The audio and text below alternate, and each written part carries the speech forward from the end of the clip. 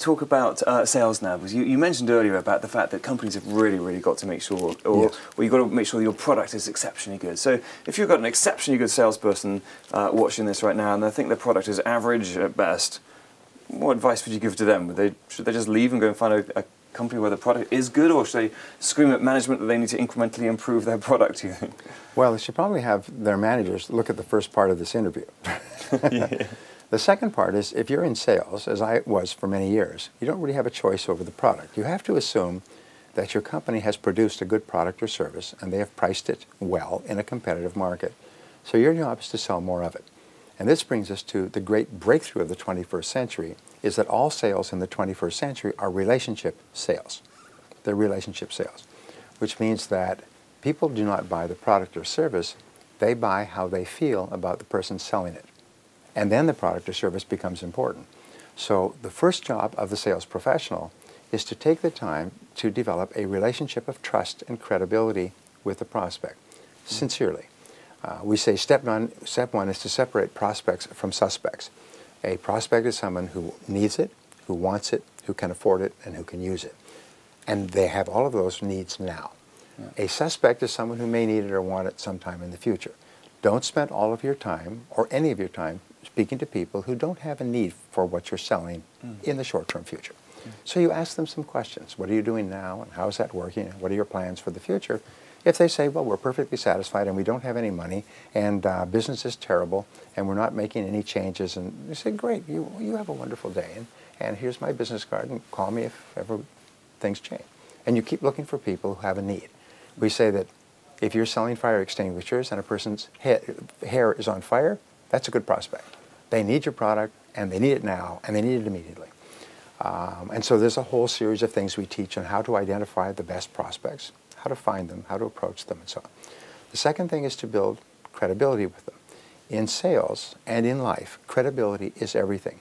Your trustworthiness, your believability, how much I can trust you, how much confidence I feel in dealing with you, is the most important single factor, not only as a salesperson, but as a human being.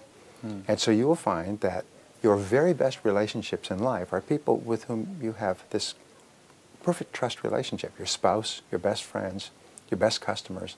You have relationships. I work with people on multi-million-dollar deals whom I've never met on the telephone or by email because we have a trust relationship. And we can enter into agreements, and we can make commitments, and we can actually spend money and put in hours because we trust each other. There's no problem. And so trust between a customer and a salesperson is really important. And you build trust by asking questions. Not by talking about your company or your service, by asking really good questions and listening closely to the answers and working to understand your customer. One of the things I say is position yourself as a doctor of selling. Many salespeople kill the sale by walking in and saying, hello, I'm Brian Tracy, let me tell you about my product or service. That's like going into a party and saying, oh, you're a pretty girl, and jumping all over them. Wait. It's too soon. It's too soon to pounce. Most salespeople go in and pounce because they're nervous. Instead, what you do is you go slow. And what you say is I'd like to ask you a couple of questions and see if we can't help you achieve your goals in a cost-effective way. Would that be all right? People will relax if you offer to ask them questions and make no effort to sell at all. Because you don't even know if this is a prospect or a suspect yet. So if you start to sell before you are clear and before the customer is clear that a need exists, you'll kill the sale. So just go slow and ask questions about them. One of the things we teach our sales professionals is to prepare thoroughly for every meeting. Go on to Google, do whatever you need to do to find out everything you can about the prospect before you meet them for the first time. Remember, the first impression is lasting. And a customer today can tell if you're prepared or not within 30 seconds. If you walk in and you say, thank you very much for your time. I had no idea your company had been here for 33 years. You have 270 people and 12 branches, and your best-selling product is this or that, and it just won the quality award last year. I say, how do you know all this stuff? Well, I went to your website and I looked it up.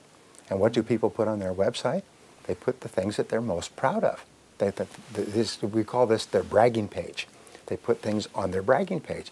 So you go to their website and you'll learn the things that they are most proud of as a company.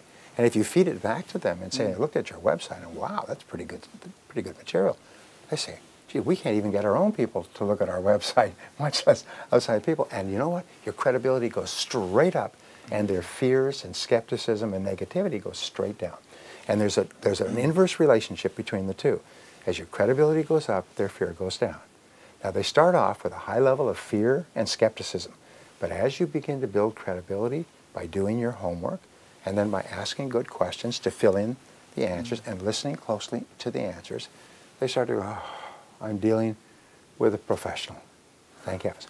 So here's what I teach my professionals. I say, imagine that you are a doctor of selling. I have my diploma grantor here in my form of a magic wand, and I'm going to make all of you into doctors from now on. The only difference is that you make house calls.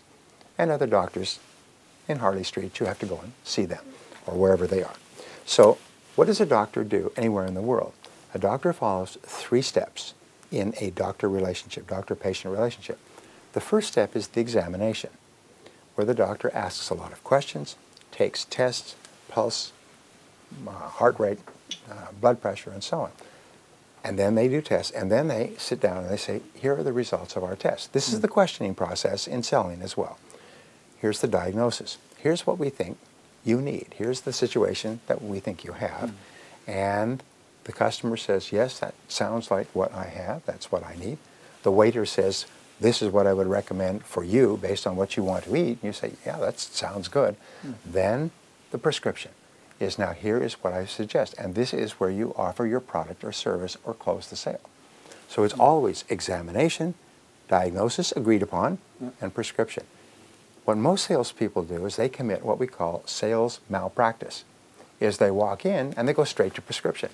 And they start talking about what the product or service will do and how long their company's been in business and how long they... The customer doesn't care about that. The customer only cares is, how will your product or service transform my life or work in some way? How will it change me? How will it help me or benefit me? And I don't even want to know that until I get to know you, and so I trust you, and you get to know me so that your recommendation has some value. Imagine if you went into a restaurant with many dishes and you say, what would you recommend? And they say, this and this. Well, don't you want to know what I like or what I want? Or, no, I don't know, everybody likes this. Well, that's how most salespeople sell. They just walk in, they assume that whatever somebody else bought, this person wants as well. So they start talking about the product. And that's the same as pouncing on a girl at a social gathering when you meet her for the first time.